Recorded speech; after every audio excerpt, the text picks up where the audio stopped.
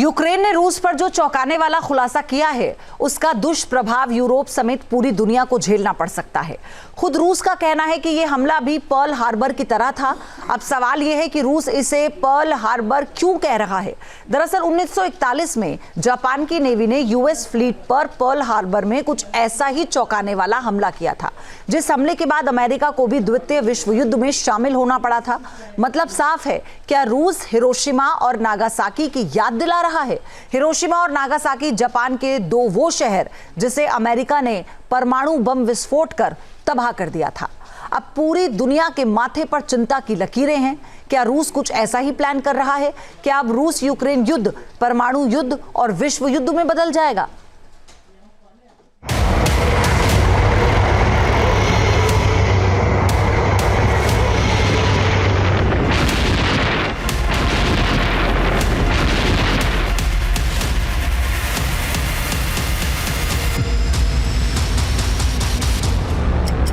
इस घड़ी में वक्त जैसे जैसे आगे बढ़ रहा है, यूक्रेन समेत पूरे यूरोप की सांसें अटक रही हैं।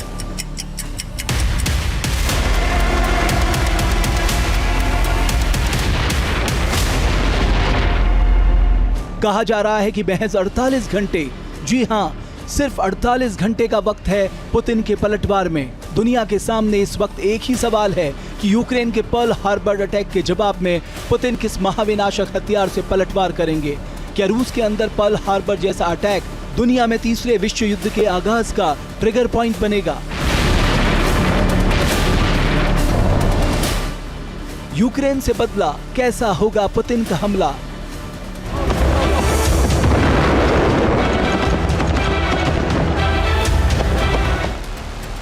क्या पुतिन न्यूक्लियर अटैक कर देंगे?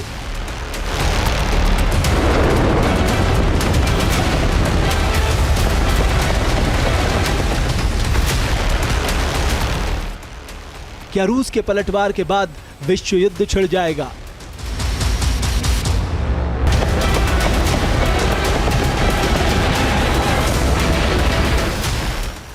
एक जून को ऑपरेशन स्पाइडर वेव के तहत यूक्रेन के ड्रोन अटैक ने दुनिया को टेंशन में डाल दिया है।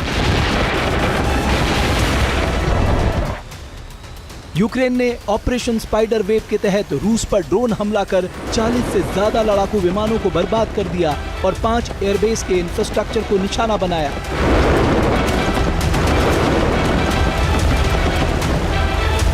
इसके जवाब में दावा किया जा रहा है कि रूस अगले 48 घंटों में पलटवार कर सकता है, जिसमें एटमी हमले की भी आशंका जताई जा रही है। राष्ट्रपति पुतिन के मुताबिक अगर रूस की संप्रभुता पर सीधे खतरा हुआ तो देश हर विकल्प पर विचार करेगा।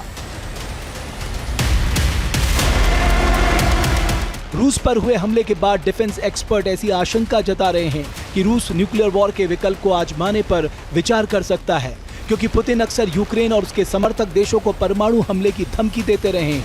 वहीं पिछले कई समय से उन्होंने परमाणु हथियारों को हाई अलर्ट पर भी रखा है। पुतिन के टारगेट पर सबसे पहले यूक्रेन और यूक्रेन को समर्थन देने वाले नाटो समेत दूसरे देश हो सकते हैं। पुतिन के टारगेट पर यूक्रेन के साथ नाटो देश ब्रिटेन, फ्रांस, जर्मनी और इसके साथ ही बाल्टिक देश लात्विया, लिथुआनिया और एस्टोनिया भी हो सकते हैं। जेलेंस्की ने रूसी एयरबेस पर जिस तरह ऑपरेशन स्पाइडर वेव के तहत हमला बोला है, उसे एक्सपर्ट पर्ल हार्बर जैसा हमला बता रहे हैं और आशंका जताई जा रही है कि जिस तरह अमेरिका ने पर्ल हार्बर अटैक के बदले में जापान पर परमाणु हमला कर दिया था, पुतिन भी उसी तरह का पलटवार करने की प्लानिंग में जुटे हैं।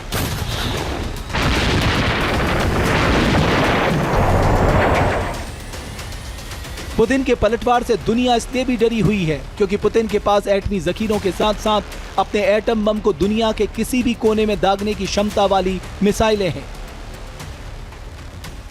ऐसे में यूक्रेन की मदद करने वाले हर देश खौफ में है, क्योंकि पुतिन का प्रतिशोध तबाही और कैसा प्रहार करेगा ये कोई नहीं जानता। पुतिन बदले के लिए क्या प्लानिंग कर रहे हैं, इसका सिर्फ अंदाजा लगाया जा रहा है। लेकिन जो बात तय है वो ये है कि पुतिन अपने दुश्मन जेलेंस्की से हिसाब बराबर करने के लिए तैयार हो गए हैं और ये बदला पर्ल हार्बर से ज्यादा भयानक और तबाही मचाने वाला हो सकता है।